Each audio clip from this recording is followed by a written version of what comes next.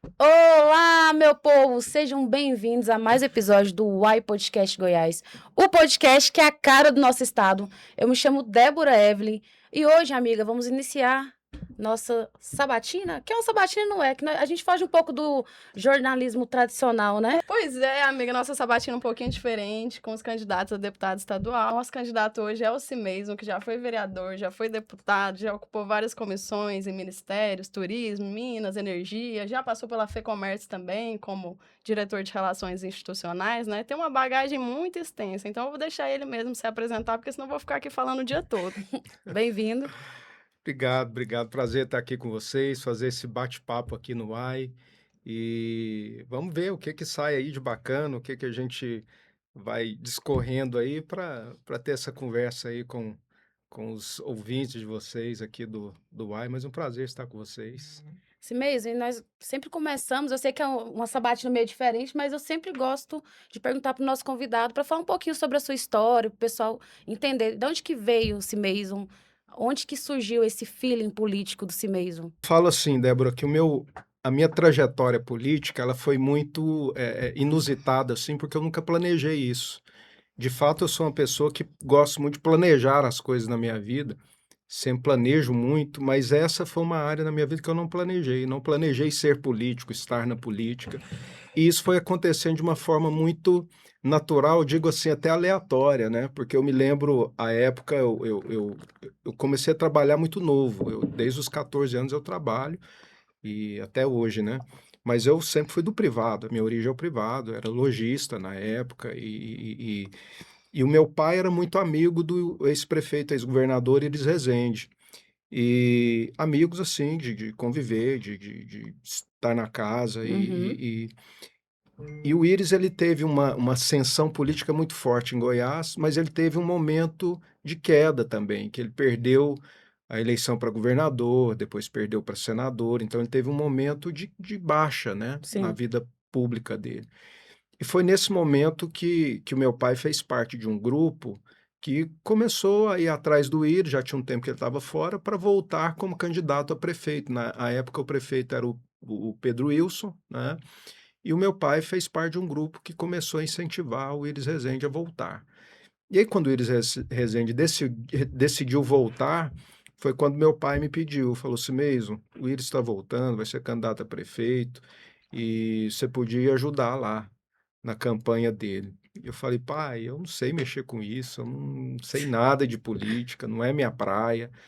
Mas meu pai me convenceu a ir, né? E aí eu fui, Uhum. me apresentei lá ao Íris, o que que ele estava precisando, e ele me pediu para ajudar a coordenar a parte da campanha com a juventude. Na época eu tinha uma liderança grande com relação a essa questão de juventude, era empresário, Uhum. atuava na juventude da igreja também, que o meu pai fundou, né, o Ministério Luz para os Povos, Ah, sério? é uma outra base que a gente tem muito consolidada. E aí foi nesse contexto que eu entrei para esse universo, assim, de a princípio ajudar, a pedido do meu pai, e aí depois da eleição do Íris, o Íris eleito, ele lá na casa do meu pai, num almoço, ele pediu para eu ir ajudar na prefeitura. Até resisti um pouco no início, mas houve uma série de conversas que me convenceu a ir. Eu ainda era empresário na época, né? Muito atuante nessa área. E aí foi quando eu decidi ir para a prefeitura ajudar, fui secretário do Íris. E aí, logo depois, o Íris sentou alguns jovens secretários que ele tinha ali e pediu para a gente ser candidato, né? E foi quando eu fui candidato a vereador e fui eleito, né? Vereador naquela ocasião, o sexto mais votado de Goiânia. Então, para mim, foi assim algo muito inusitado nessa trajetória assim que a gente Uhum. fez. E aí, depois, duas vezes deputado estadual. E aí, posteriormente, eu quis dar uma recolhida, né? Já tem 8 anos que eu estou fora da vida pública, a última eleição já não disputei por opção, né? Muito envolvido com o setor produtivo, aí já diretor da Federação do Comércio, o SESC e o SENAC, Uhum. e aí já muito voltado para o setor produtivo, que aí eu não disputei, já estou há 8 anos fora. E agora esse retorno nosso tem muito essa convocação do setor produtivo, né? Eu falo que política a gente tem que ter o porquê de estar nela. Eu entendo que política não é profissão, então você tem que ter os porquês de estar na Sim, política. O que é que você defende? O que é que eu... Então, só faz sentido eu estar na política se houver um propósito nisso. E quando houve uma convocação do setor produtivo, e aí a gente pode falar dos motivos dessa convocação, se vocês quiserem, sim, queremos. mas eu decidi voltar por esse pedido, né, do setor produtivo, por essa outra base que a gente tem também de igrejas, que hoje meu pai faleceu, mas meu irmão é o presidente, e que também é uma outra base importante que está nesse processo conosco. Então, isso faz sentido para mim vir para essa representação, né, desses grupos, que é importante que tenham representatividade. E aí foi quando a gente decidiu, há um ano e meio atrás, fazer esse retorno a uma candidatura e à vida pública. Você é uma liderança muito importante hoje do segmento evangélico, né? Já pensou em algum momento ser pastor ou não? Nossa, eu sempre ajudei, né? Uhum. Eu já exerci uma época, né, mas hoje eu ajudo, né, as igrejas, não só o Ministério dos para os Povos, mas que é o que o meu pai fundou, a gente ajuda em várias frentes, outras igrejas, as igrejas católicas também, que a gente tem uma parceria grande com elas. Inclusive, hoje o Francisco Júnior, ex-deputado, está conosco nesse processo, Uhum.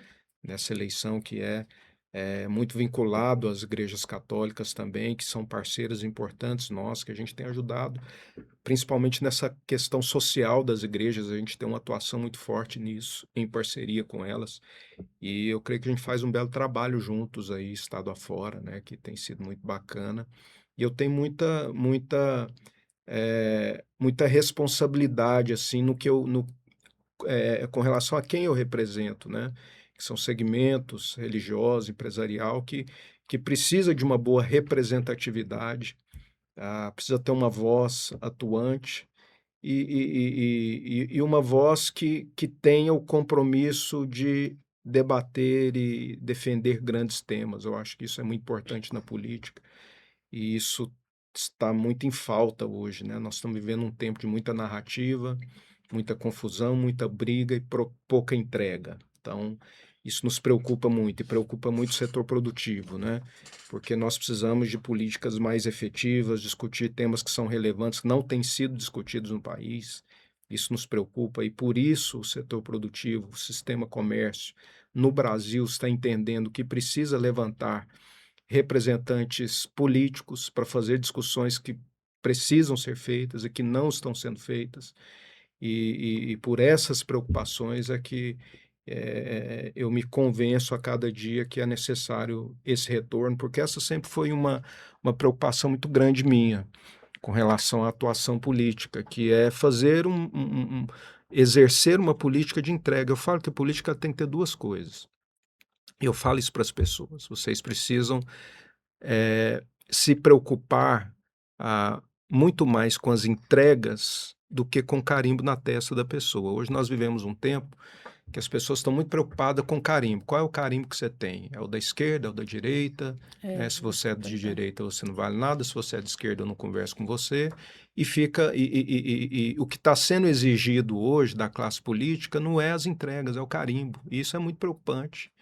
Porque o que a gente tem que avaliar, e aí é onde eu faço uma consideração, porque eu acho que antes de você exigir o carimbo, você tem que exigir a entrega, né? Exatamente. Cidadão de direita, cidadão de esquerda, seja que lado você defende ideologicamente, quais são as suas entregas? O que você tem entregado de relevante e importante para a sociedade? E a segunda pergunta, quais são as discussões estruturantes que você está fazendo para o seu estado, para o seu município, para o seu país? Que plano de país que você está discutindo? Que plano de município você está discutindo? Que plano de estado você está discutindo? Acho que essas são duas perguntas que a população tem que fazer à classe política. Não é só ter o carimbo da esquerda e da direita que a pessoa é bom ou ruim, né? Você tem que exigir da classe política as coisas certas, né? Quais são as suas entregas? É isso que o político tem que...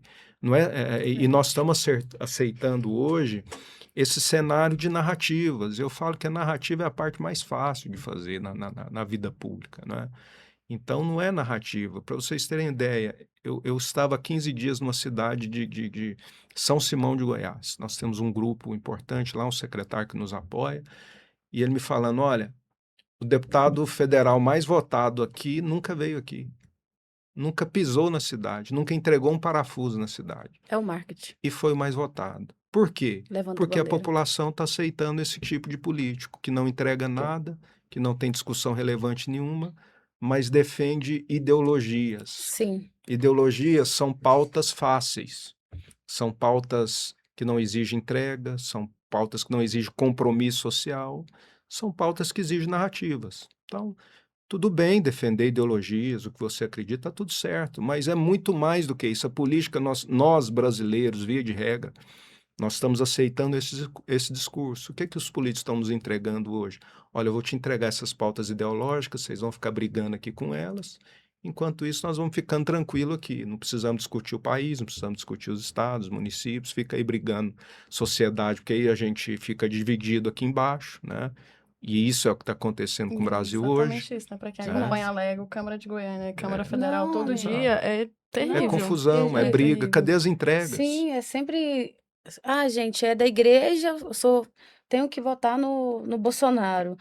É da esquerda, eu odeio a igreja. E olha aí, você Eu ia falou uma... perguntar sobre o extremismo. O que que você acha desse extremismo? Tipo, porque hoje realmente é desse jeito. E o que esse candidato entregou? Igual que você falou, deu o exemplo do deputado federal, né? O deputado. O que esse deputado entregou? Quais as pautas que eles estão aprovando ou não? Meras Né? É uma narrativas. cortina de Narrativa. fumaça, Só né? isso. Pra Exatamente. esconder os Cortina de verdadeiros fumaça. Realmente problemas. nós precisamos de pessoas que, olha, eu estou apresentando esse projeto para isso e isso para sua cidade, aqui para o seu município. E não apenas sou de esquerda, sou de direita, então já odeio você automaticamente. Exato. Eu amo aquele político porque ele veste a camiseta do Brasil e aquele ali porque tá com a estrelinha. Tá, mas e aí? E aí nós viramos uma sociedade dividida. E eu falo o seguinte: Exatamente. a gente fica aqui embaixo brigando, famílias sendo desfeitas, Sim. amizades Nossa. sendo desfeitas por causa de política. Daqui a pouco essa turma tá toda abraçada ali e a gente tá tudo Justamente. brigado de cá. E isso para quem estuda um pouquinho, é técnica de dominação. Que você quer enfraquecer algo? Divida. O que você quer enfraquecer? Divida. Você quer uma sociedade frágil? Divida ela. É justamente o que está acontecendo no Brasil. Uma sociedade enfraquecida, dividida, sem saber o que quer, aceitando pautas fáceis, né? E isso tem enfraquecido o Brasil. Porque hoje a política no Brasil está sendo feita para nichos. Tem Sim. política para goiano, para baiano, para ciclano, para fulano, né? E nós não temos um plano de país, nós não temos um plano de aonde nós vamos chegar daqui 50 anos. Ninguém sabe te responder isso hoje, né? Que país nós teremos daqui 50 anos? Porque as nossas políticas são remediadoras. Estoura uma bomba, a gente vai correr para remediar. Nós não temos um plano, não temos. Inclusive, nós estamos deixando de discutir pautas importantíssimas, reformas estruturantes que precisam ser discutidas, reforma política, reforma administrativa, reforma tributária, coisas que precisam ser discutidas, reforma do nosso sistema político-administrativo, que é falido. Se vocês quiserem, a gente fala sobre isso, é um sistema falido, que ele não se autossustenta. Há poucos dias eu estava falando em uma universidade com alunos ali em torno de 20, 21 anos, eu falava para eles, a geração de vocês é uma geração que não aposenta.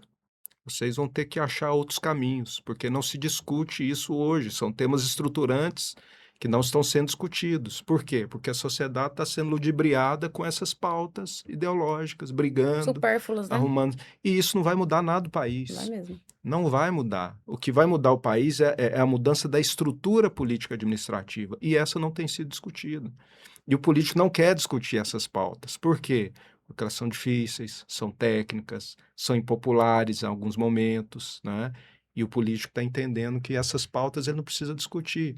Porque a produção política, eu falo o seguinte, Débora e Giovana, a produção política ela não é uma produção fácil.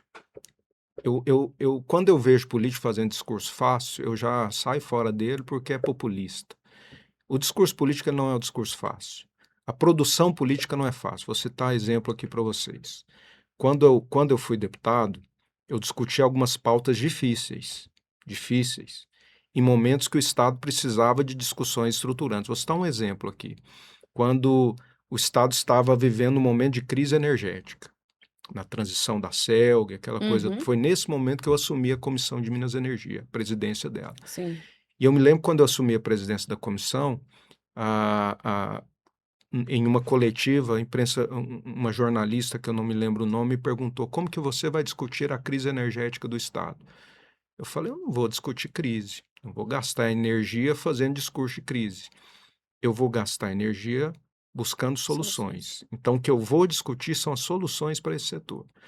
E foi quando a gente criou ali o Fórum do Setor Energético e fizemos em 4 anos. Nós tivemos que debruçar nessa pauta para entregar algo importante para o Estado, que é a regulamentação que nós temos hoje do setor energético. Toda essa regulamentação foi feita na minha gestão como presidente da Comissão de Minas e Energia, porque nós fizemos o Fórum do Setor Energético, chamamos o poder público, chamamos a iniciativa privada, o setor elétrico, e começamos a discutir em rodadas, né, mensais o setor energético.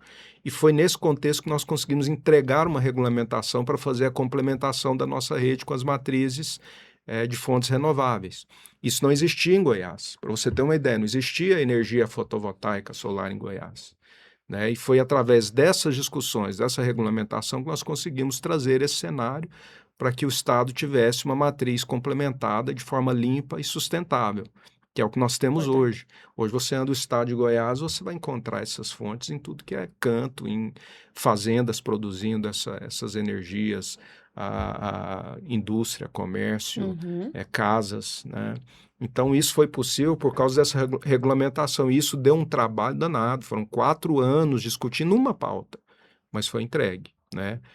Quando eu falo de discussões estruturantes, é disso que eu estou falando, de coisas que precisam ser discutidas, mas que dão trabalho.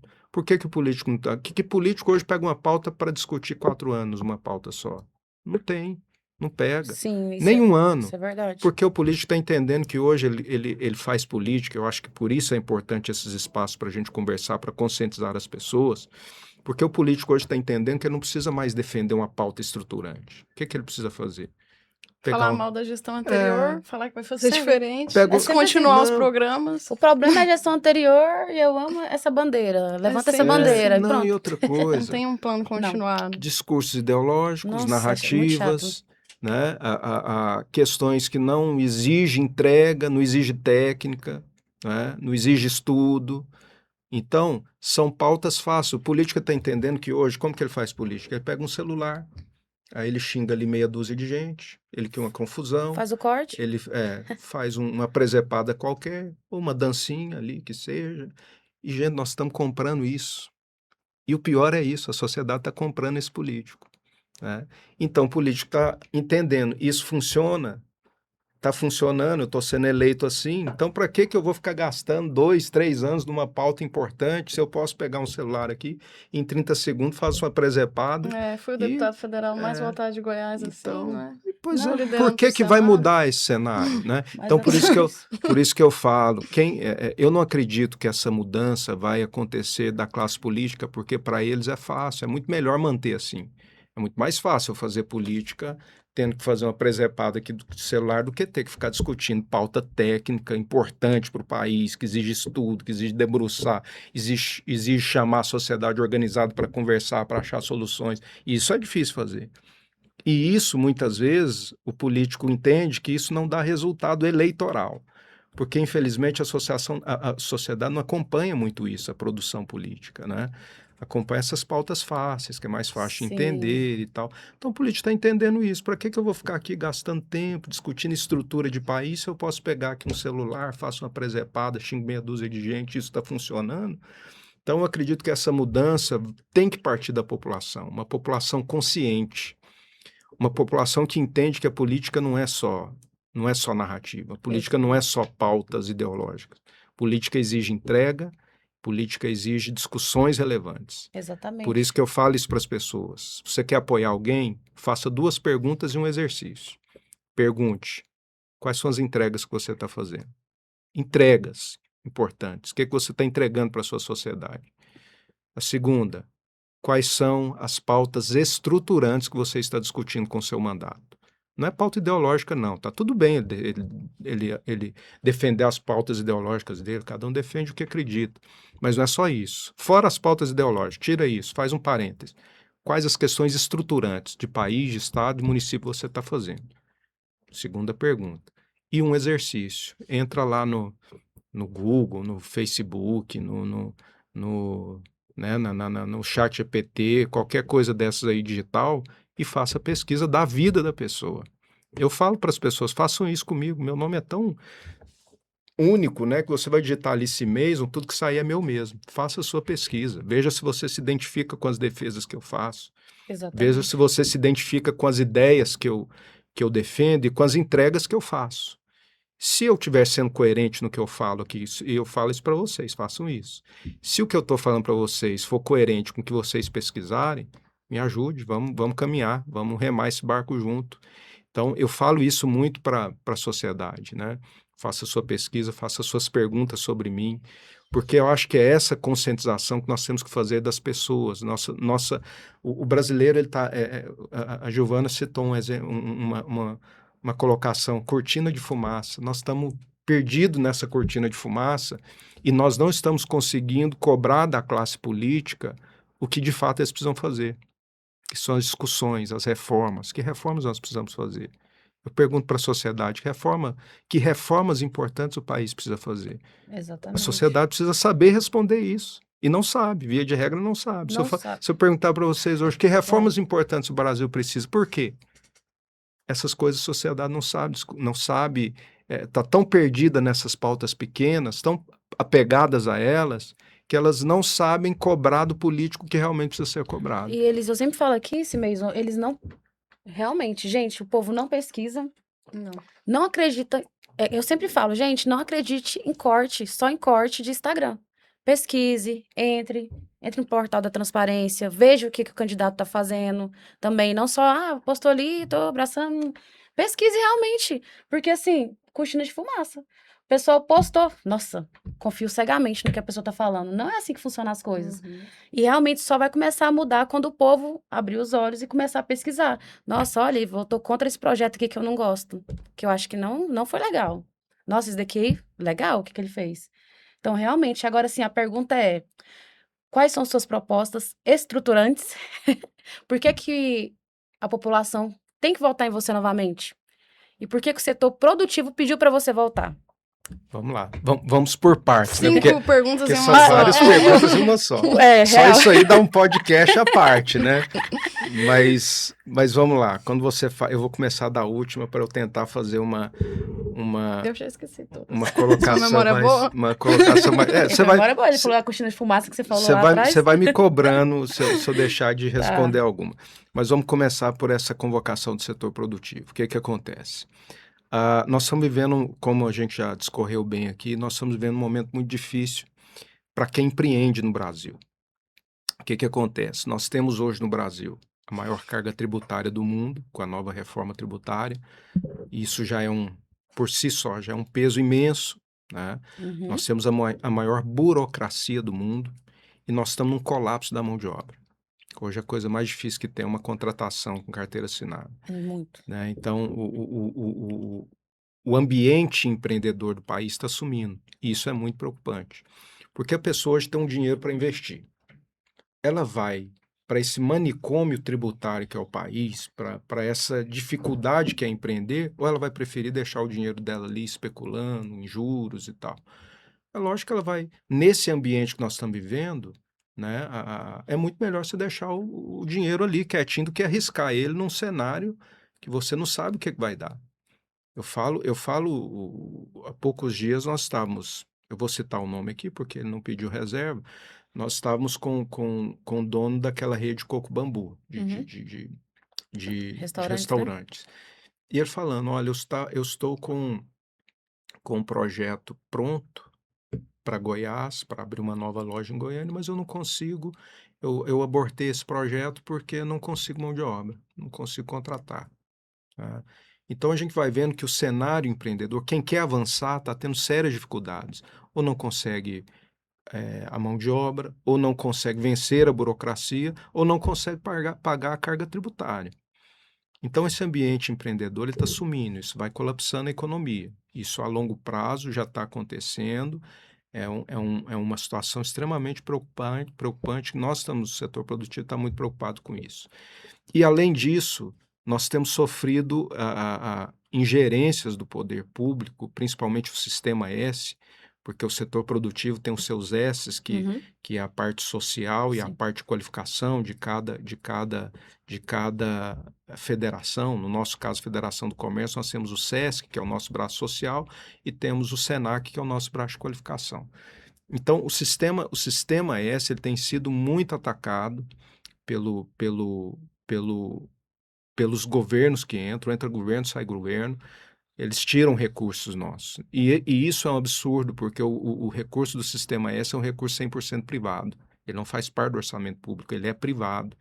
Então, quando o governo olha para isso e fala, eu posso meter a mão no que é privado, e começa a fazer isso, e aí, independente do governo, porque entrou o Bolsonaro, tirou recurso, entrou o Lula, tirou recurso, e recurso privado. Então, quando o poder público, para sustentar essa máquina louca que o poder público tem, que só cresce, só incha, então eles estão começando a olhar para o privado. Opa, o sistema S tem um bolo ali, que não é deles, é privado, esse recurso é o empresário que paga, né? Não tem que o governo olhar para isso e querer meter a mão no que não é dele, mas tem feito.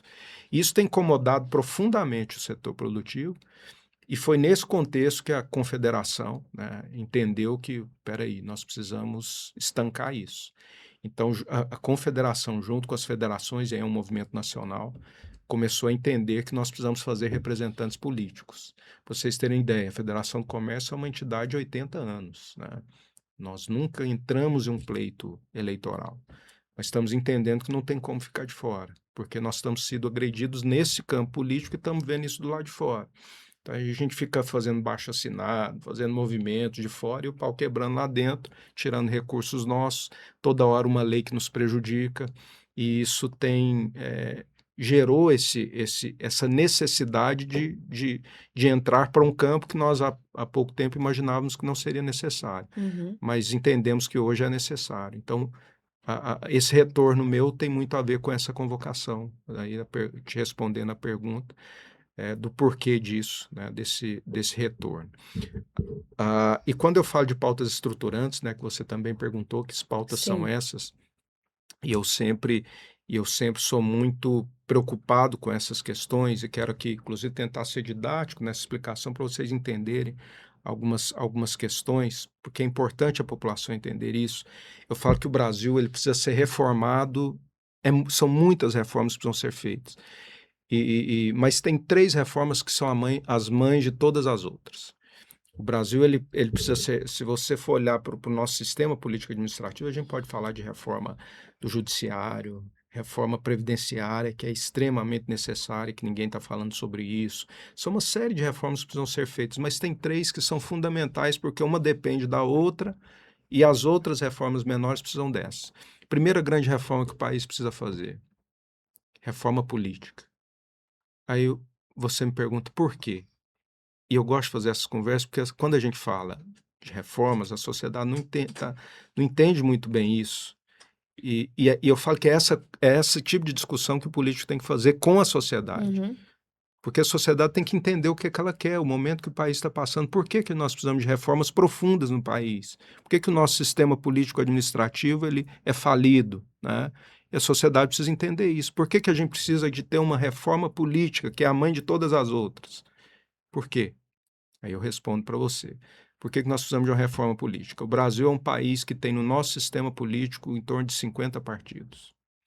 Como que você administra uma máquina pública tendo que acolher tanta gente, né? Então, já é um modelo equivocado, que ele começa equivocado na largada, né? Porque isso, nós precisamos de uma reforma política bem feita para diminuir o número de partidos. Nós temos que ter no Brasil 5, 6 partidos no máximo. Aí você fala, mas não é importante o número de partido, ter representativo. Não precisa. Dá para representar tudo que precisa ser representado, todas as ideologias, tudo, em 5 partidos, 6 dá para colocar tudo ali, né? Então, nós precisamos de fazer uma grande reforma política, diminuir o número de partidos. Primeiro, por que isso é importante?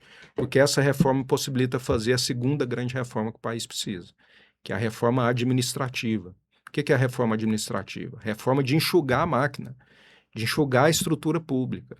Porque nós temos, não sei se vocês sabem disso, mas estou trazendo a informação para vocês, pesquisem sobre isso. Nós temos o judiciário mais caro do mundo, nós temos o executivo mais caro do mundo, nós temos o legislativo mais caro do mundo, ou seja, nós temos o sistema político mais pesado do mundo. Por isso que nós temos que fazer uma reforma tributária para eu conseguir enxugar esse sistema administrativo nosso. Porque aí a gente enxugando a máquina pública, como vários países têm máquinas enxutas, né? Máquinas que não são tão onerosas como é a do país, né? Onde 80% dos recursos do país fica só com a máquina pública, né? É pesadíssimo isso.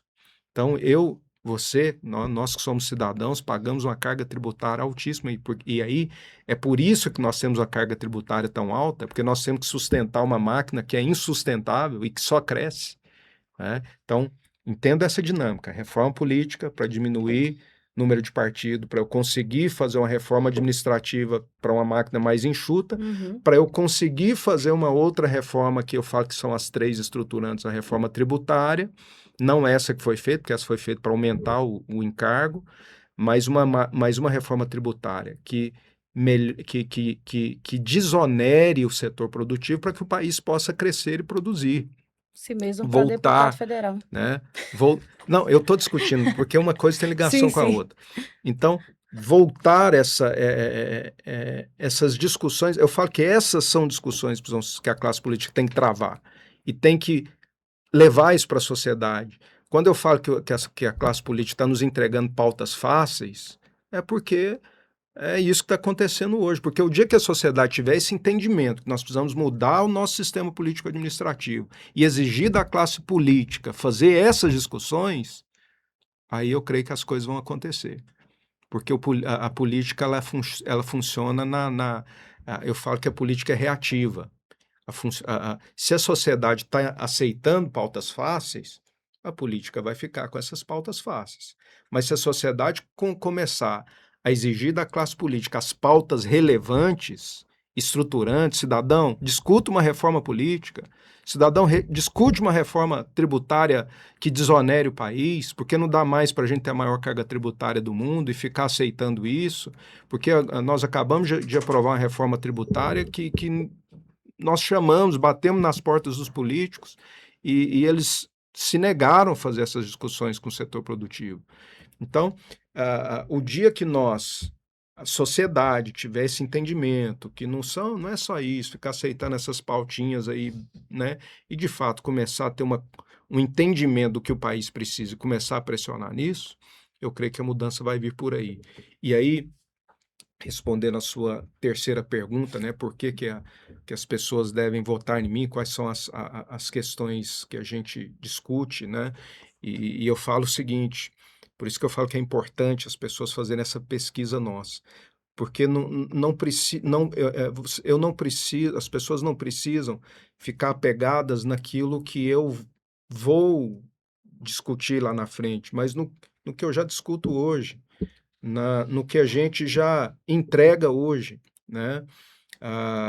Da trajetória que a gente tem, de entregas importantes. Vou citar uma coisa aqui que muita gente nem sabe, está sendo beneficiada por isso, nem sabe que foi pauta nossa, CNH digital, CNH social. É o desconto, né? A CNH social foi uma proposta nossa, um projeto de lei nosso. Quando que entrou isso? Entrou quando começou lá os aplicativos de transporte, que eu entendi que ter uma CNH seria ter uma ferramenta de trabalho. Então, a pessoa entrou numa situação, às vezes, difícil, ou quer complementar uma renda, então, ela ter uma CNH é ter uma ferramenta de trabalho. E foi essa tese que nós fomos discutir, 2 anos para entregar essa lei, né? Entregamos, está aí, milhares de pessoas sendo beneficiadas com essa questão, porque são entregas e discussões que são estruturantes para aquele momento, né? E que são a longo prazo e que também, são a longo né? prazo, Nossa, e muita que coisa. fica aí o legado, né? E muita gente nem sabe que eu que fiz a regulamentação do setor energético, que eu que fiz a lei da CNH digital e tantas outras, por isso que eu falo, me pesquise, Do né? turismo também, né? Turismo foi uma atuação que a gente teve sempre muito importante. O Fundo Municipal do Turismo hoje existe, foi quando eu era vereador, nós que criamos ele, né? Então, tem uma série de questões e muitas coisas eu falo, e como eu venho convocado hoje pelo setor produtivo, e aí já entrando na questão atual de questões que nós queremos discutir a fundo nesse próximo Uhum. mandato, eu acredito muito no modelo das parcerias público-privadas. Eu, de fato, acredito nisso, porque a gente vive isso dentro do Sistema S, que a gente tem muitas parcerias exitosas, que estão sendo fantásticas. Hoje, por exemplo, nós temos mais de 10 mil alunos na rede pública estadual, que são alunos também do SENAC, que é uma parceria que nós estamos fazendo com a Secretaria de Educação. E hoje os alunos, em várias escolas públicas, eles fazem a sua formação secular, Uhum. mas também fazem a formação técnica com o SENAC. E essa foi uma discussão que nós tivemos, que eu participei direta dessa discussão, na formulação dela. E hoje nós temos mais de 10 mil alunos nesse formato que vão sair do ensino médio com um diploma secular e com um diploma técnico do SENAC. Ele vai sair com uma profissão. Que é muito É. importante. Então, eu defendo muito isso, dessa ampliação do ensino técnico no ensino médio. O Brasil perdeu isso por muito tempo. Eu sou de uma geração, eu falei aqui em off para vocês que eu tenho 48 anos, e quando eu era mais novo, ali, adolescente, a minha geração era uma geração que valorizava muito o ensino técnico. Então, isso foi se perdendo ao longo dos anos. Isso é verdade. E hoje, eu entendo que isso é fundamental para o país voltar a ter essa formação técnica, para qualificar essa mão de obra. E o momento exato de fazer isso é justamente nessa formação ali no ensino médio. Então, eu defendo muito isso, é uma parceria que a gente está fazendo muito exitosa, e eu quero, na parte da educação, ajudar muito a ampliar essas atividades, né, nessas parcerias com o Sistema S. E aí a gente vai discorrendo por outras áreas, né? Por exemplo, como a área da cultura. O que o SESC faz hoje na área da cultura é único. O SESC é a instituição particular que mais aplica em cultura no Brasil, em volumes financeiros, né? Nós fizemos um projeto também, uma parceria público-privada, que foi o CLAC, que é o maior programa cultural do Brasil, Eu fui. né?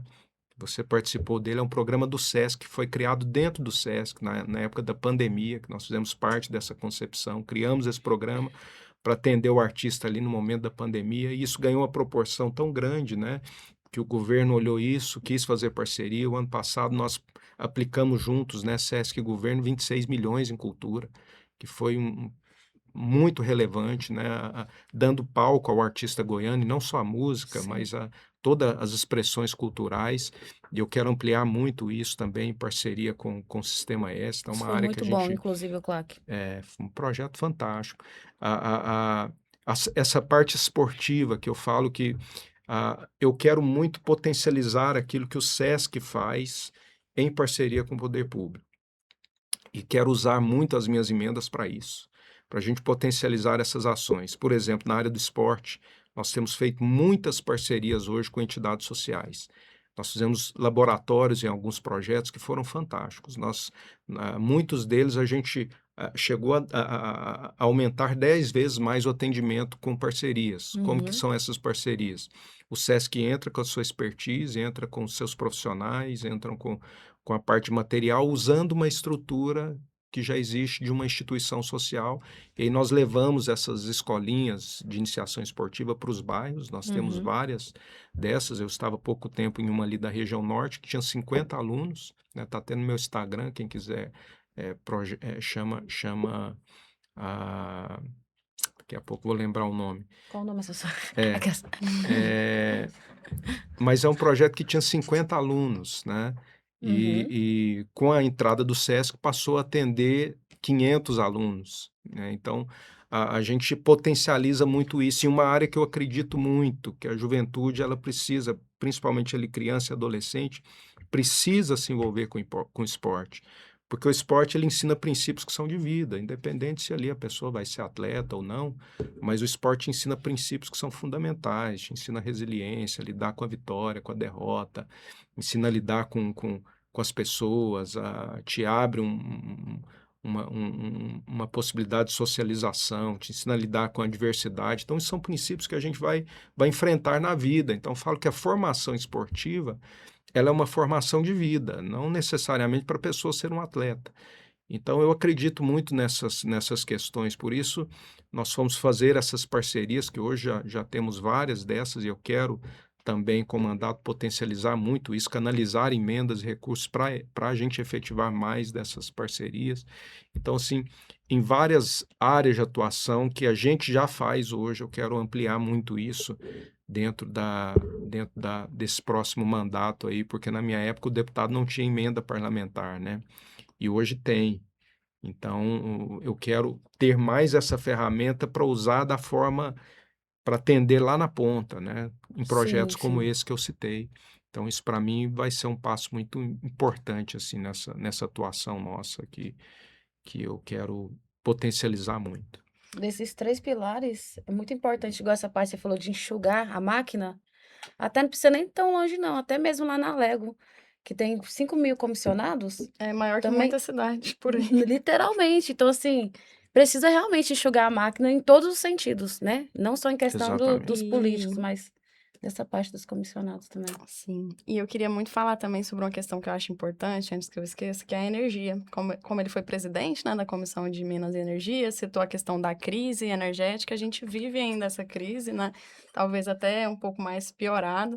E eu sempre estou conversando com o setor produtivo, sempre escuto essa queixa de que a demanda é muito alta, o Estado produz mais energia do que consegue distribuir. Esses dias, em entrevista, o secretário de Indústria e Comércio falou que queria muito trazer alguns data centers aqui para Goiás, né? E a Uhum. gente é polo de inteligência artificial, o maior centro da América Latina, e IA Uhum, está aqui, né? Sim. Lá na UFG. E ele sim. queria trazer esses data centers. Mas como eu fico pensando, da onde que vai sair energia? Qual que é a nossa maior crise hoje no sistema energético em Goiás? E por que que a gente não vê políticos discutindo sobre isso? Não tem mais discussão sobre fontes renováveis, né? Não Sobre tem, energia limpa. Você não vê ninguém falando é só terras sobre. raras, Exato. hoje em dia, É, só terras É. não raras, aguento mais falar em terras raras. É, só terras raras, né? literalmente. Que é um tema importante, que precisa ser explorado e precisa ter uma regulamentação, porque ainda há um desentendimento entre a União e os estados com relação a essa exploração das terras raras, mas é uma questão energética. Ah, você citou uma questão muito importante aí, na questão da energia. Existem momentos, né? Na minha época existia um gargalo que era a geração de energia. Esse problema o Estado não tem mais. Hum. Esse foi sanado. Então, realmente hoje a gente não tem problema na produção de energia. A gente produz o suficiente até excedente, né? Nós somos um grande produtor energético hoje. O nosso problema está na transmissão, né? Hoje, quando houve essa migração de Celg para Enel, depois Enel para Equatorial, a, a, lá atrás nós já sabíamos que esse colapso na transmissão da energia ele já Uhum. estava acontecendo e hoje ele está se agravando muito. Então, hoje o nosso gargalo no setor energético é a transmissão, não a produção, porque essa rede de transmissão nossa, ela é uma rede arcaica e que precisa ela precisa de uma infraestrutura, porque o nosso sistema ele foi se degradando ao longo dos anos e, e, e, e, e agora ele precisa de uma renovação, e eu até acredito que a Equatorial conseguiu melhorar um pouquinho essa essa essa malha de transmissão nossa, mas agora nós precisamos de expandir ela, porque o estado de Goiás ainda tem essa energia, ela precisa chegar com qualidade ainda. Por que que uma indústria não vai hoje lá para o Nordeste goiano? Porque não tem essa sustentação energética, né? Então, esse é o nosso gargalo hoje. Hoje é essa discussão que nós precisamos fazer. E aí existe recursos que precisam vir da União, são recursos que precisam da Equatorial, né? Então, é uma junção de forças e é próximo gargalo que nós temos que tratar é essa questão da transmissão da energia em Goiás. E eu até falo que o estado de Goiás é um estado que tem um potencial tão grande, porque hoje nós somos um estado produtor, né? Nós somos um produtor e exportador de commodities. O estado de Goiás ele precisa fazer um grande investimento e precisa se gerar uma cultura para industrialização do estado. E não se industrializa sem energia, né? Porque se o estado de Goiás conseguir trabalhar o que nós produzimos, nós somos uma potência na produção. Só que a gente produz e manda para fora, né? Então, se nós conseguirmos transformar esses produtos em Goiás, industrializar o estado, para que o que a gente produz aqui fique aqui, seja trabalhado aqui, a gente venda o produto final, né? Que aí é onde está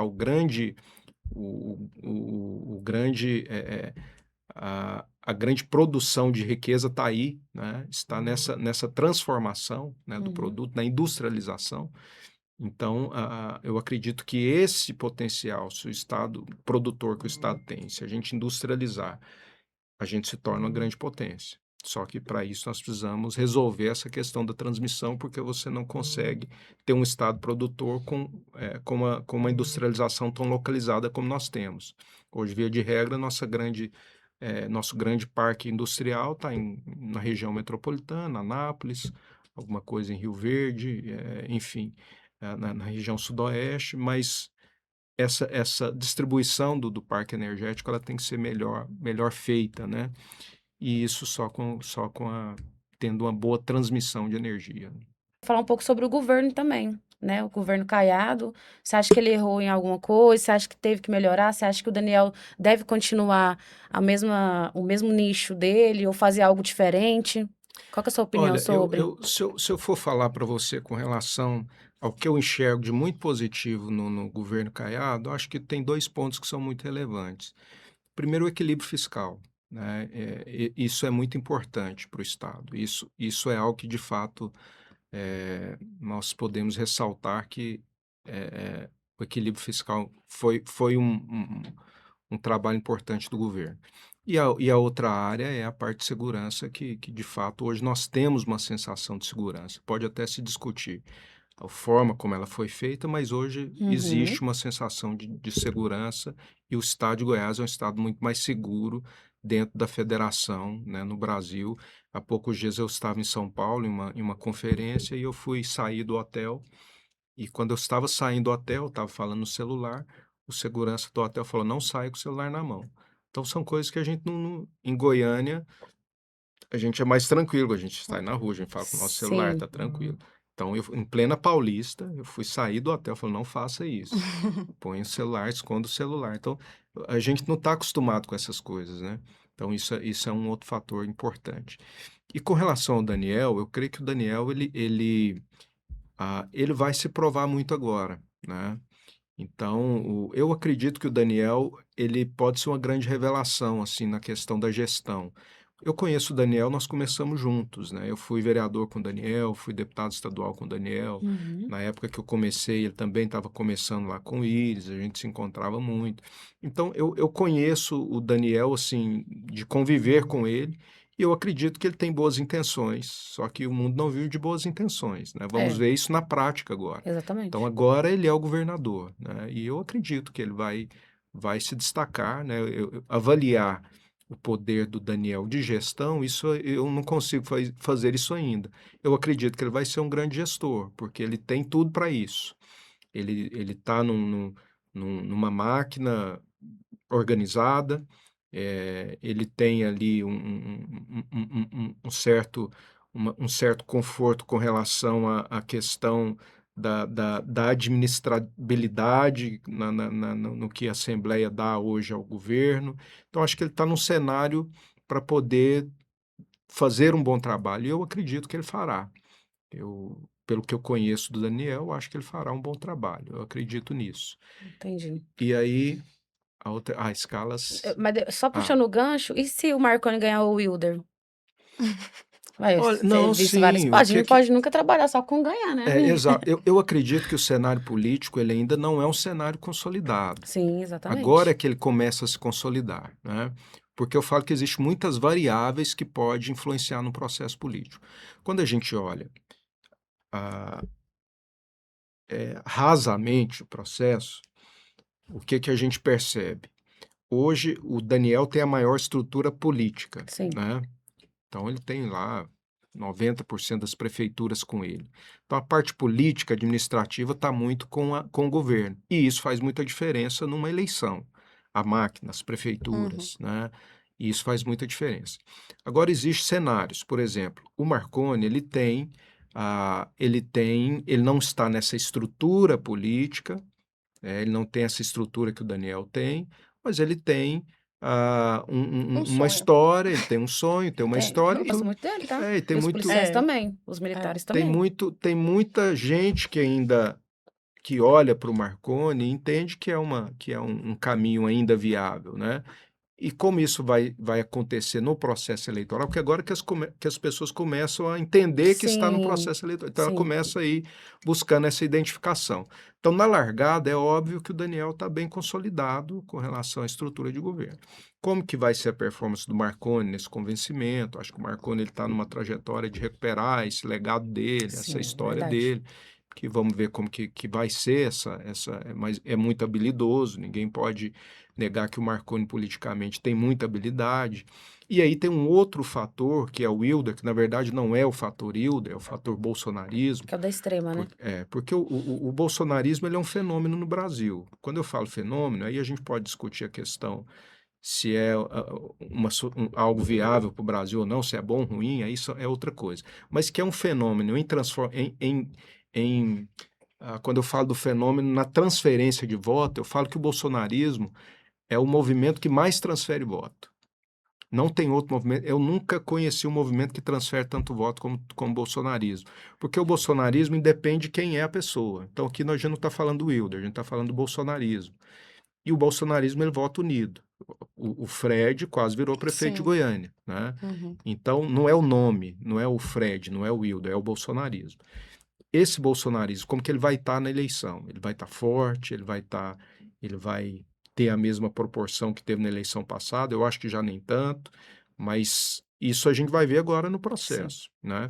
Porque se o bolsonarismo tiver essa força ainda, e nós vamos ver isso na eleição, põe o Wilder no segundo turno, né?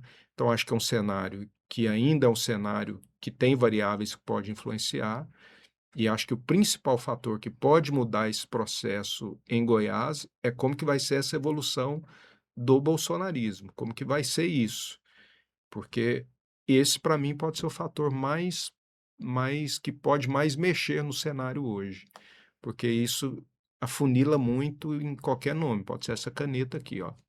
Essa caneta é a melhor para Goiás. Se o Caneta bolsonarismo falar Bolsonaro. isso, essa caneta vai receber o voto do bolsonarismo. Então, isso é fato. Então, é um fenômeno que acontece no Brasil, que eu nunca vi isso, mas é isso. Eles conseguem fazer essa transferência de voto, que é um fenômeno. É verdade. Então, isso pode influenciar no processo, né? Mas antes de ir pra escala 6x1, eu queria perguntar, já que a gente falou do Daniel, é muita pergunta, gente. A gente fez. estender Nós não pra fizemos nenhum umas- aqui do roteiro, né? Umas Que eu 5 falei, a horas gente tá de já. entrevista? Você tem compromisso? Fecha aí, gente. Essa Vamos lá. batina mais Não tem demorada, como, essa é a não. entrevista já, menina. Essa batina. É porque Não, eu é porque falo é tanta muito também, coisa né? que eu tô A gente vai pensando falando. aqui que Vou eu quero tentar ser falar. mais rápido nas respostas. Mas essa aqui eu acho difícil ser rápido também, porque é uma Ah. pergunta complexa. Mas a gente fica pensando na relação entre fé e política, né? E não tem como não Aham. conversar com você sobre isso. E a gente citou o Daniel, eu já me lembrei que o vice dele é do segmento evangélico, foi um Aham. pedido, né? Um dos nomes era o Adriano Rocha Lima, que Sim. seria talvez ali um olho do Caiado, não sei. Tem muita Isso. gente que especula porque ele não foi escolhido. Falam várias teorias, né? Mas a gente não Uhum. sabe porque eu não conversei com o Daniel sobre isso. Aham. E aí, dentro dessa relação toda hoje entre política e evangélicos, eu queria saber como você vê isso, até que ponto você acha válido, como que a igreja, uma pessoa, um líder cristão deve se posicionar, porque no governo Lula cresceu bastante, né, os evangélicos no Brasil, e hoje a gente percebe que o Lula já não consegue dialogar muito bem com esse segmento. Uhum. E alguns candidatos já têm uma facilidade maior. Como que você vê isso hoje enquanto evangélico e enquanto candidato? Bacana. É uma pergunta bacana e eu acho isso importante a gente falar sobre essas questões. E eu vou ser muito franco com relação a isso. Primeiro, eu creio que todo segmento da sociedade organizada é legítimo que participe da vida pública. Eu acho importante isso, né? Que a sociedade participe, que as suas mais diversas formas de organizações sociais participem das discussões públicas do país, com candidatos ou sem, mas que se envolva com a discussão política do país. E é legítimo a educação ter o seu representante, a segurança ter o seu representante, o segmento evangélico ter o seu representante, e eu acho isso muito importante. Então, com relação à participação, ok, eu acho que muito é pertinente, é importante, e isso não só a igreja, qualquer organização social. Mas aí entra num outro desdobramento. Se você me pergunta, você concorda hoje com a atuação das bancadas evangélicas? Aí é uma outra pergunta que eu falo que hoje eu sou um grande crítico das bancadas evangélicas. Eu acho que a igreja tem toda a prerrogativa de participar da vida política do Brasil. Mas eu falo que a gente tem feito errado, porque a gente tem aceitado um tipo de atuação muito, muito frágil, né? Porque, de fato, eu acho que se a igreja fizer um envolvimento correto, ela pode transformar a política, né? Transformar esse modelo. Se as igrejas se preocupassem nisso aqui que a gente conversou, sobre discutir o modelo político-administrativo do Brasil, a igreja podia fazer muita diferença nisso, porque nós temos número de representatividade muito importante, mas nós não estamos fazendo essas discussões que são relevantes para o país. Eu falo o seguinte, a igreja ela não pode ser usada por políticos. Eu falo isso dentro do segmento. Eu falo, nós estamos sendo muito usados por políticos. Isso está errado. Nós temos que usar a ferramenta política para ser relevantes na sociedade. Eu falo que hoje eu critico a forma de atuação, não a participação. Participação, ok, tem que ser feita. Mas a forma da atuação, na minha opinião, está equivocada e eu critico isso e falo isso para as igrejas. As igrejas estão aceitando pautas ideológicas, tudo isso que eu falei para vocês, eu falo dentro da igreja. A igreja não está preocupada com a transformação da sociedade e nós estamos sendo hipócritas com relação ao que é a nossa missão e ao que nós estamos fazendo. Porque nós estamos dividindo a sociedade, nós estamos aceitando meramente pautas ideológicas que está dividindo a sociedade, e a igreja não é isso. A igreja, ela acolhe todo mundo, ela recebe todo mundo, a igreja agrega a sociedade, não divide. É união, né? E a igreja hoje ela tem sido uma ferramenta de divisão da sociedade. Então, eu acredito que a nossa atuação está ruim. E eu faço essa autocrítica sendo do segmento. Eu falo que a nossa atuação está ruim. E ela precisa melhorar muito. Eu quero ver os políticos da igreja evangélica, católica, discutindo temas fora das questões ideológicas. É lógico que as questões ideológicas que eu estava falando para vocês podem ser discutidas, são importantes para nichos, está tudo bem, discuta. Mas não é só isso, gente. Política não é só pautas ideológicas.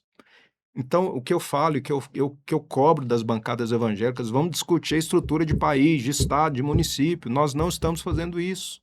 Pega que político evangélico hoje está discutindo, vamos citar aqui, discutiu reforma tributária, que discutiu escala 5x2, que discutiu reforma política, administrativa, judiciária, não, são discursos fáceis. Agora estão falando, não, vamos votar num monte de gente para a gente fazer impeachment em ministro. Meu Deus do céu, que dia que... isso não vai acontecer, são pautas para cortina de fumaça. Isso não vai acontecer. Agora, vamos discutir o modelo da forma como se indica ministros, vamos mudar a base lá, o sistema de indicar. Aí eu acho um discurso ok. Mas esse discurso da impeachment em ministros não vai acontecer, gente. Só barulho. Não vai, né? Nós temos uma Constituição que é maior do que essa picuinha aí, esses discursos fáceis. Não vão atropelar a Constituição. Então, agora, falar em uma mudança de sistema, aí esse papo eu topo. Esse é importante para o país. Eu acho que o nosso sistema judiciário também é equivocado. E aí nós temos que falar de mudança de sistema. Então, eu falo que a igreja ela tem que discutir essas pautas de transformação do país, porque nós precisamos transformar um país para a gente ter uma sociedade justa, para a gente ter uma sociedade transformadora, Porque essa é a vocação e a missão da igreja, não é ficar discutindo pautas que vão dividir a sociedade. Então, acho que a gente está anos-luz da nossa vocação, da nossa prática. Acho que a prática política no Brasil, das chamadas bancadas evangélicas, está muito distante da vocação da igreja. Então, acho que existe uma necessidade de ter um alinhamento nisso, da própria igreja chamar os seus políticos e falar, gente, vamos começar a discutir coisa importante, vamos definir aqui uns 3 temas importantes para o país, que sejam reais, de estrutura, não essas bobagens, gente, de dar impeachment em ministro, né? Muitos vão me criticar por isso aqui que eu estou falando, né? Mas eu não gosto de fazer o discurso fácil, porque esse discurso fácil leva o país para bancarrota, leva o país para um campo que não é o que eu acredito. Se eu estou na política, eu tenho que defender o que eu acredito. Eu tenho que defender o que eu vejo e falo está errado. Eu tenho que falar isso com a sociedade, porque a sociedade tem que olhar para mim e falar, poxa, eu me identifico com isso aí ou não, né? Então, eu acredito muito que se eu estou na política, eu tenho que expor o que eu penso de temas que são importantes para o país. Eu tenho que olhar e fazer a nossa autocrítica também. E o que eu estou fazendo aqui é uma autocrítica do segmento evangélico, né? Que eu acho que a gente poderíamos ser muito mais relevantes na sociedade, e eu, de fato, acredito e bato nessa tecla. A nossa prática política está muito distante da nossa vocação como igreja. Então, é necessário que haja um alinhamento nisso, e eu tenho falado isso. Se eu vou ser aceito ou execrado, está tudo certo, mas eu vou sempre defender essas questões de uma atuação mais centrada, de uma atuação menos caricata, né? De uma atuação mais Realista, né? mais realista e mais comprometida com as transformações que o país precisa. Importante, exatamente. A igreja tem que ser a luz para os povos, né? Não a divisão. Não a divisão. Não, mas é verdade. Porque a Tem que ser política nos mesmo. carimbou muito, né? Senão- Hoje você citou uma questão aí, se a igreja é bolsonarista, e não é. Não, Eu não sou. é porque assim que as pessoas querem que a Pois sociedade é, pense, mas né? hoje a igreja está carimbada com isso. E olha que eu sou Sim, né? evangélica. Pois é, mas você sabe, nós estamos carimbados com isso. Quando olha para... Ah, não, a igreja é bolsonarista. Não é. Uhum. Existe foi muito para esse lado e por isso eu faço essa crítica. Eu acho que a igreja foi muito usada pelo bolsonarismo, né? A igreja foi muito usada. Eu acho que muitos líderes se deixaram usar pelo bolsonarismo e nós fomos carimbados com isso. Então, isso é algo que é preocupante, né? Demais. Que a igreja acabou virando um nicho carimbado, né? E não é, e não pode ser, né? A igreja não tem um dono, né? Aliás, a igreja tem um dono que é Cristo, não é o Bolsonaro, né? Concordo. Então, Bolsonaro virou o segundo Messias da igreja, não pode ser, né? Misericórdia. Porque nós temos o nosso Messias que é Jesus, Tá mas repreendido. o Bolsonaro virou. Se você tem pastor que prega mais do Bolsonaro do que de Nossa, Cristo, até né? eu faço da igreja por conta que eu não aguentava, gente. Você É. também é ex-evangélica? Eu sou, por Eu não conta sou- disso. Em eu não 2018 eu saí porque eu não tava aguentando Eu não mais. sou Era só ex-evangélica, eu política. sou ex-pastores que só ficam enchendo o saco com político o tempo todo falando de Bolsonaro. Eu não aguento, eu não aguentei. Pois é. Então, assim, E- eu parei de me alimentar na igreja do Então espírito. você tá desviada, Débora. Não tô desviada do povo Bolsonaro, do bolsonarista. Agora, Ah. Da de igreja Deus, bolsonarista. Você é, quer da voltar igreja- para a igreja de Cristo, a igreja, né? a igreja de Cristo, eu estou lindamente, né, Jesus? Obrigado. Manda um sinal aí. E aí entra uma outra questão. Muitas vezes as pessoas falam: ah, você não é Bolsonaro, então você é de esquerda. E aí eu me lembro, É desse eu jeito. me lembro que meu pai, É o que mais meu eu pai falo. faleceu há 1 ano e meio. Na eleição passada, Então meu pai me faz o L, perguntou: então. Cimeison, Uhum. É isso. você não vai candidatar? Há 4 anos atrás. Eu falava: não, pai, não vou porque hoje eu não sou viável. Porque eu não sou nem Lula e nem Bolsonaro. Como que eu vou me candidatar se eu não defendo nenhum dos dois? Para mim, os dois é ruim, né? Então, se eu falasse o que eu estou falando para vocês aqui hoje, há 4 anos atrás, não ia uma pessoa numa reunião minha, Faz né? o L mesmo. Porque Posso você falar tem desse que ter o jeito. carimbo. Você Sim. tinha que ter o carimbo. Você tem que ter o carimbo do Bolsonaro ou do Lula. Se você não sim. tiver o carimbo, você está fora, né? Exatamente. Ou você é em cima do muro. E eu sempre falei isso, gente. Política é um campo de construção. O extremo, você fez essa pergunta lá atrás. O extremo, ele é infértil. Todo extremo é infértil. Na vida e na política, mais ainda. Porque política é campo de construção. Então, eu sempre acreditei nisso. Que eu não preciso ter um carimbo, né? Eu preciso ter atuação, eu preciso ter entrega. Eu sempre prezei por isso. Eu nunca me deixei carimbar. Porque para mim, eu preciso ter uma atuação importante, coerente com o que eu acredito, com o que eu defendo, e eu preciso ter entregas. Então, há 4 anos atrás, eu não entrava em lugar nenhum se eu não tivesse o carimbo ou de Lula ou de Bolsonaro. Agora, hoje é interessante como as pessoas já tem uma classe grande da sociedade que está cansada disso. E que hoje me escuta. Estão mais conscientes. Estão mais conscientes, estão entendendo, estão cansadas disso, estão falando, não, Sim. isso não está funcionando, então deixa eu te escutar e ver se você tem alguma coisa interessante para falar. Né? Exatamente. Porque essa polarização ela tem sido tão danosa para o país, essa divisão do país tem sido tão danosa. Nós estamos vivendo um período tão infértil na política, de tão poucas entregas, né? Virou uma coisa tão ruim. Então, a sociedade está cansando disso e está vendo que isso é infértil, que isso não está tendo entregas importantes, relevantes. Então, eu creio que meu discurso volta a ter algum sentido, né? Então, esse momento que eu retorno com esse discurso mais equilibrado, né? Que não é um discurso de extremo, que não se deixa carimbar. Então, eu creio que esse discurso hoje já começa a ter um público que escuta isso e fala, poxa, é interessante a gente avaliar mais a pessoa pela atuação e pelas propostas e pelas entregas do que pelo carimbo, né? Então, eu percebo que a sociedade já está um pouco mais aberta para isso. Ainda está muito forte a polarização. Tá, mas fé no pai que o inimigo cai, né? Você quer fazer alguma do roteiro, amiga? Desculpa, eu fui só falando coisa da minha cabeça. Não, a gente não fez nada do roteiro, aqui tem um monte. A sabatina era, tipo, bem rápido, né? Tá. Era quanto Mas tempo foi ele tinha? ótimo. Eu dou conta, amiga. Essa entrevista assim é bem melhor, né? Não tem jeito. Pra finalizar, não, a pergunta contra que o todo favor. mundo quer saber. Qual O que é o pessoal nome? tá assistindo até agora pra saber, ué. O segredo do homem. Tá caminhando pros 50 anos, falou que é avô, como que faz? Eu ia falar da escala 6 por 1, Isso né? é mais importante. Como que faz pra envelhecer bem, com saúde? Não, mas eu tô passada. Sério, tô passada. É. Apesar Fecha que ele ali, também, por favor, apesar fecha que ele. também Não. a minha idade não demonstra, né, Ian? Ele é o que mais fala da minha idade também, né? Mas qual que é o segredo? Segredo? Produtos Ivone? Não Não, tem. ele vai entender o meme, mas... Como que é? O que você fala? Produtos Ivone. Produtos, não sei nem o que é, mas deve ser bom, né? É um meme. É um meme? É. Você vê, eu tô tão velho que eu não entendo mais esses Você memes. sabe desse meme, né? Do Girls in the House? Ah, não, o Ian sabe Não. que com cabelo, É muito de com cabelo menine, desse aí, muito de ele menina. entende tudo desses Com memes. cabelo. É.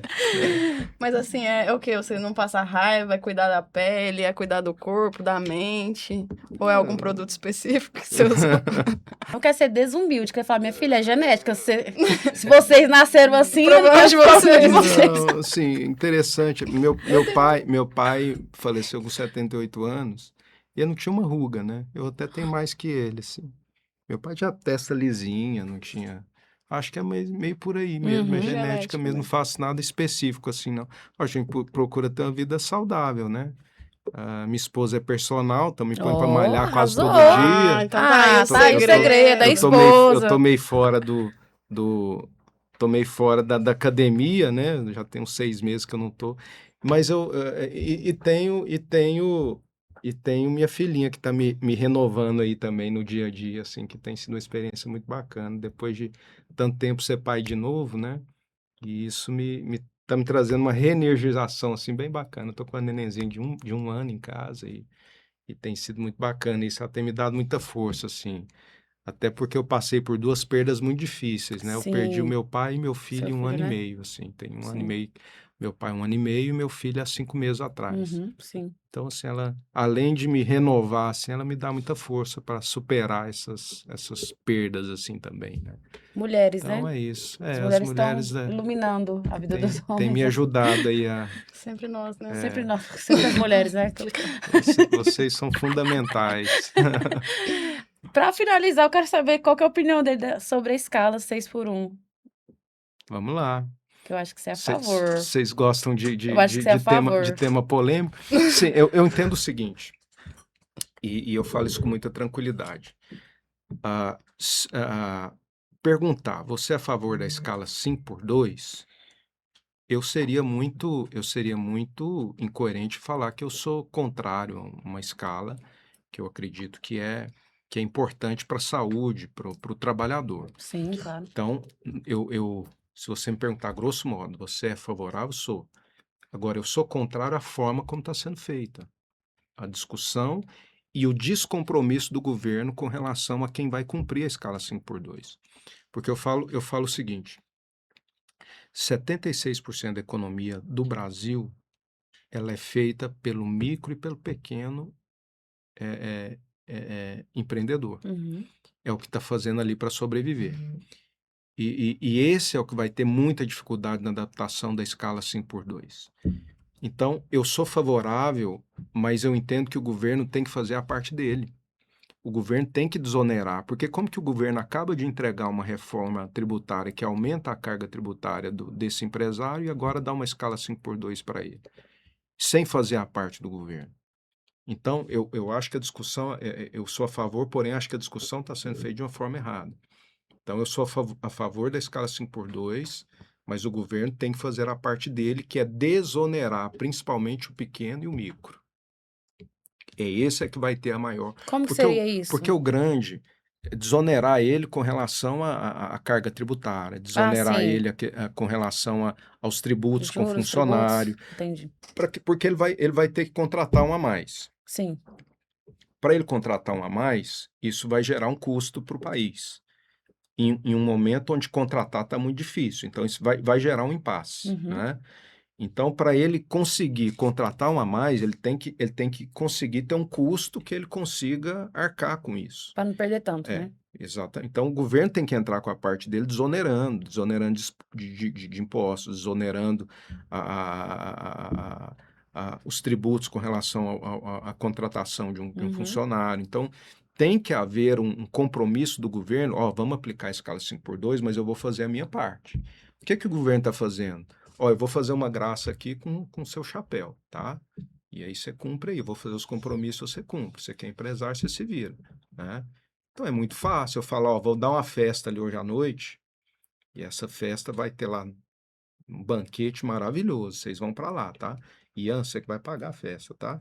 Opa! Ué, maravilhoso isso, né? Eu quero ir. Eu quero fazer uma festa quero. bacana para o outro pagar, é maravilhoso.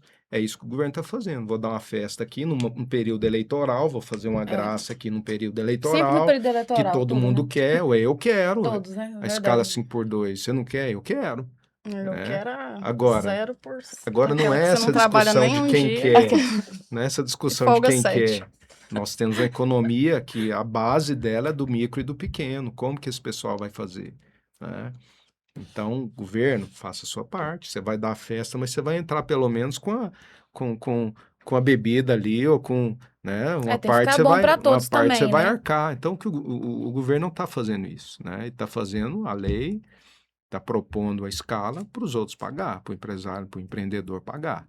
Então, eu acho que é uma discussão que ela é um pouco diferente, se é a favor ou contra. Eu sou a favor, quero a escala 5x2, mas quero o governo fazendo a parte dele, a desoneração do país, aí entra a questão da reforma tributária, mas num primeiro momento, que a gente, né, não vai ter a reforma tributária, mas pelo menos uma desoneração do pequeno e do micro para ele conseguir aplicar a escala 5x2. Acho que a discussão é por aí. A gente quer empreendedor, né, amiga? Nós que somos. Eu sou proletária. Eu sou empreendedor. Nossa, é muito. Nossa, gente. Para manter um podcast dependente, um portal, com MEI. Vocês sabem o que é empreender. Eu pago demais da conta. É muita coisa, viu? Uma garota latino-americana. Mas pois é, gente, era tanta coisa que eu tinha para perguntar, mas infelizmente vamos ter que encerrar, deixar o Cimeison trabalhar, que ele tem muito trabalho pela frente, né? Mas eu queria agradecer a presença, Cimeison, sempre muito atento à imprensa, né? Muito atencioso, muito educado, equilibrado, sensato, que é uma coisa que está em falta aí na nossa política. Literalmente. E desejar sucesso na sua campanha. espaço está boa. aberto. Depois, quando for eleito, não esquece da gente, não volta Sem aqui. dúvida. Se Deus abençoar, a gente já volta eleito aí, né? Sim. Amém. Mas obrigado, eu quem agradeço aí. Prazer falar com vocês. Bate-papo que foi prolongando, né? Mas foi De ótimo. discussões que eu acho que é importante. A sociedade, eu falo que o momento político é momento para a gente fazer essa maturação política, da Sim. consciência política, para as pessoas começar a se identificar ou não, né? Porque tem gente que vai se identificar com o que eu falei, tem gente que não, e tá tudo certo. Acho que a gente Tem tem gente que vai comentar assim, eu sabia que era petista. só de falar que não é Bolsonaro já vão me carimbar, né? Certeza. Sabia, faz parte. Mas infelizmente nós estamos vivendo esse momento, mas eu acho que é importante as pessoas fazerem esse exercício de conversar e de se respeitar acima de tudo, né? Eu acho Sim. que na vida no Brasil está precisando disso, de saber sentar com uma pessoa que pensa diferente de você e saber conversar, respeitar a posição dela e tá tudo certo. Ninguém precisa pensar igual eu, ninguém precisa ter a mesma visão, porque isso não vai acontecer nunca no país do tamanho do Brasil. Nós nunca vamos ter um mesmo pensamento político ou de qualquer outra uniforme, né? Mas nós temos que saber respeitar as opiniões e sentar na mesma mesa e discutir soluções, né? Eu acho que é isso que nós precisamos fazer e que o Brasil está precisando hoje. Então, obrigado pelo espaço, foi muito importante para mim e que vocês possam continuar aí provocando esse tipo de conversa para as pessoas irem se identificando, irem formando o seu pensamento político e criando uma cultura política de não ficar aceitando esses enlatados prontos aí, mas de conseguir Exatamente. raciocinar do que nós, como sociedade, queremos do nosso país. Então, obrigado, valeu. Nós que agradecemos, como a Giovana disse, as portas estão sempre abertas. E é isso, meu povo. Espero que tenham gostado da nossa sabatina entrevista, né? E, amiga, nós somos o único podcast que começou a fazer sabatina entrevistas com deputados, candidatos, né? Deputado estadual e também federal, né? Porque geralmente o pessoal foca mais em senador Sim, e as governo. majoritárias, né? Mas, gente, vocês têm que saber de tudo. Exato. Somente de deputados também, que é muito importante. Se você vai votar, você tem que saber. Se você não vai votar, você tem que votar. Porque depois não adianta ficar reclamando, não, tá? Não adianta. Então, faça a sua parte, pesquise, assista ao iPodcast Goiás, que você vai se manter e ficar bem informado. Obrigada, assim mesmo, Giovana. Obrigada, amiga. Você Obrigada a você que acompanhou e obrigada ao nosso convidado mais uma vez. Obrigado. E parabéns pelo que vocês estão fazendo, né? De fazer essas sabatinas também com os proporcionais. Isso é muito importante. Obrigada. Obrigada também ao nosso assessor, né? O Ian. Ian, maravilhoso, ótimo profissional. Tive a oportunidade de trabalhar com ele, inclusive. Ana também, do nosso marketing. Obrigado. E o Lucas. O Lucas também, que tá ali, ó. O iPodcast Goiás, a conexão certa para quem busca a verdade. Até a próxima. Vai Tchau. segurando. Bem. Tchau. Vai